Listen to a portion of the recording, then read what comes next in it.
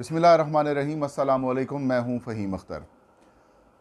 नाज़रीन, पंजाब की जो इस वक्त सूरत हाल है वो वफाक से थोड़ी सी अलग नहीं है।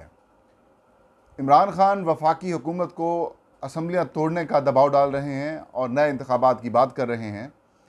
तो पंजाब में सूबे के ऊपर हुक्मरानी की जंग चल रही है। वज़ीर आला पंजाब हमज़ा शहबाज मुंतखब होने के बावजूद अपनी काबीना नहीं बना सके। इलेक्शन कमीशन ऑफ पाकिस्तान ने तहरीक इंसाफ के 25 मुनरफ अराकीन को डी सीट किया। उसके ऊपर 20 नशिस्तों के ऊपर ज़िमनी इंतखाब का ऐलान कर दिया। 17 जुलाई को पंजाब के इन 20 हलकों के अंदर पोलिंग होगी। लेकिन 5 वो नशिस्तें जो मखसूस नशिस्तें खाली हुई थी तहरीक इंसाफ की, वो नोटिफिकेशन इलेक्शन कमीशन जारी करने से हिचकिचा रहा है और ऐसा महसूस हो रहा है जैसे हमज़ा शहबाज शरीफ साहब की हुकूमत को बचाने के लिए इलेक्शन कमीशन भरपूर कोशिशें कर रहा है। नोटिफिकेशन जारी ना होने का मतलब ये नहीं कि इलेक्शन कमीशन हमज़ा शहबाज को सपोर्ट कर रहा है, लेकिन नोटिफिकेशन जारी ना करके जो टाइम उनको दिया जा रहा है वो बड़ा इंपॉर्टेंट है। 20 मई को इलेक्शन कमीशन ऑफ पाकिस्तान ने तहरीक इंसाफ के 25 अराकीन पंजाब असम्बली को इनहराफ करने के ऊपर उनकी नशिस्तें ख़त्म कर दी और 63A अप्लाई कर दिया। इनका तहरीरी फैसला तो उसी दिन जारी कर दिया गया, लेकिन इनके जो डी नोटिफिकेशन है वो हफ्ते का दिन छोड़कर, जुमे को फैसला सुनाया, हफ्ते का दिन छोड़कर एतवार को वैसे छुट्टी आ गई तो पीर वाले दिन जारी किया।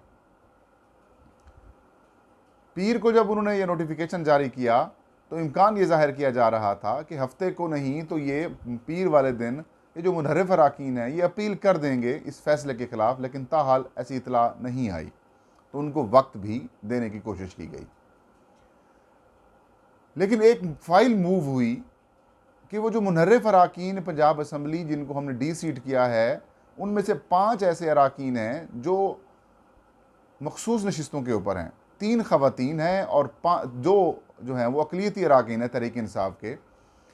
तो इलेक्शन कमीशन सेक्रेटेरिएट की जानिब से एक फ़ाइल मूव की गई कि ये 5 की 5 नशिस्तें तहरीक इंसाफ को दे देनी चाहिए, क्योंकि इलेक्शन एक्ट की सेक्शन 104 की सब सेक्शन 5 के तहत वो ये कहता है इलेक्शन एक्ट का कि जिस मेंबर की नशिस्तें खाली होंगी, जिस पार्टी की मखसूस नशिस्तें खाली होती हैं, तो उसका जो प्रायोरिटी लिस्ट है उसके तहत उसको नशिस्तें अलाट कर दी जाती हैं, चाहे वो किसी वजह से भी सीट खाली हो, उनकी डिस्क्वालिफिकेशन हो या उनकी वफ़ात हो या फिर कोई और वजह।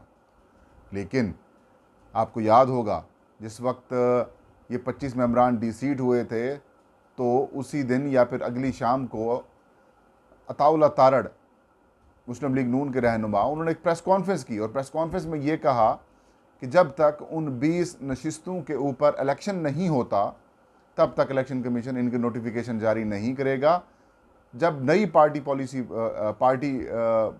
जो है वो उनकी जो नंबर्स हैं वो नहीं आएंगे, पार्टी पोजीशन नहीं आएगी जब तक नहीं, तब तक इलेक्शन कमीशन मखसूस नशिस्तों का फ़ैसला नहीं कर सकता।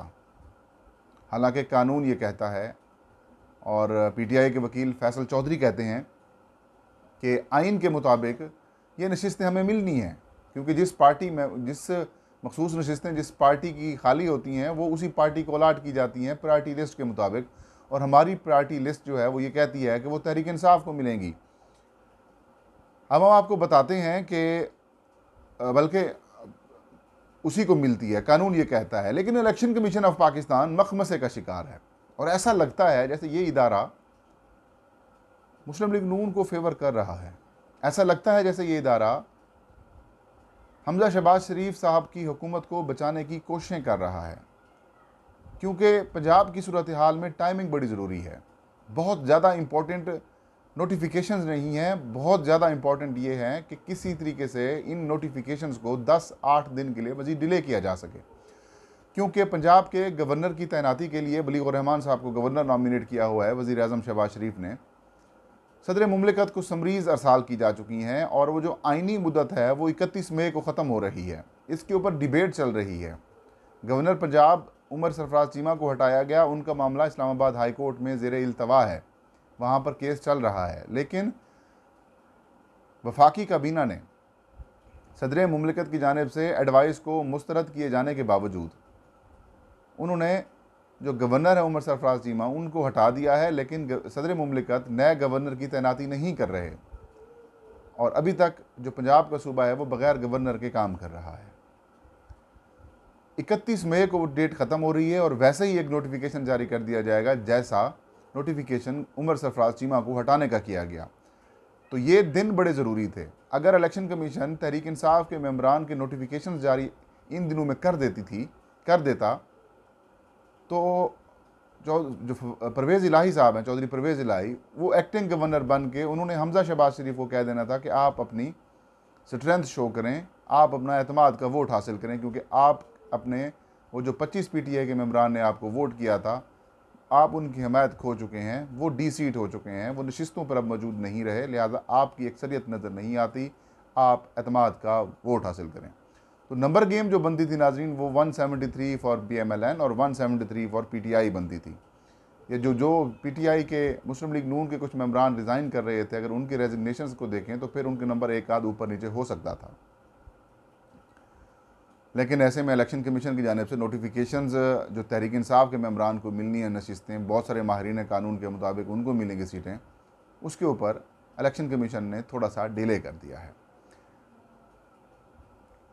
PTI की उज़्मा कारदार जो हैं वो खातून की नशिस्त के ऊपर थी, वो डी-सीट हुई, ऐशा नवाज़ डी-सीट हुई, साजिदा यूसुफ डी-सीट हुई और अक़लियत नशिस्तों के ऊपर हारून इमरान गिल और एजाज़ मसीह, ये 3-5 जो हैं डी-सीट हुए। इनकी जगह के ऊपर तहरीक इंसाफ की जो प्रायोरिटी लिस्ट है उसके मुताबिक बतूल जंजुआ, सायरा रज़ा, फौजिया अब्बास, हबकूक गिल और सुमैल यकूब को ये नशिस्तें मिलनी थीं। लेकिन मुस्लिम लीग नून की जानिब से तहरीक इंसाफ की इन नशिस्तों के हक़ के ऊपर एक इलेक्शन कमीशन को दरख्वास्त जमा करा दी जाती है। इलेक्शन कमीशन को मुस्लिम लीग नून की तरफ से ये दरख्वास्त जमा कराई जाती है, उसमें ये मुतालबा किया जाता है कि इन मखसूस नशिस्तों के नोटिफिकेशन जारी ना किए जाएँ। इनके नोटिफिकेशन तब जारी किए जाएँ जब 20 नशिस्तों के ऊपर ज़िमनी इंतखाब हो जाए। जब 20 नशिस्तों के ऊपर ज़िमनी इंतखाब हो जाएगा, आप वो जो नोटिफिकेशंस हैं वो आप फिर तब जारी करें। तहरीक इंसाफ ने भी दरख्वास्त जमा कराई हुई है कि हमारे ये जो 5 हमने प्रायोरिटी लिस्ट वाले नंबर दिए हैं, आप इनके नोटिफिकेशन जारी करें। आज इलेक्शन कमीशन ऑफ पाकिस्तान का अहम इजलास होता है जिसकी सरबराही chief election commissioner Sikandar Sultan Raja करते हैं।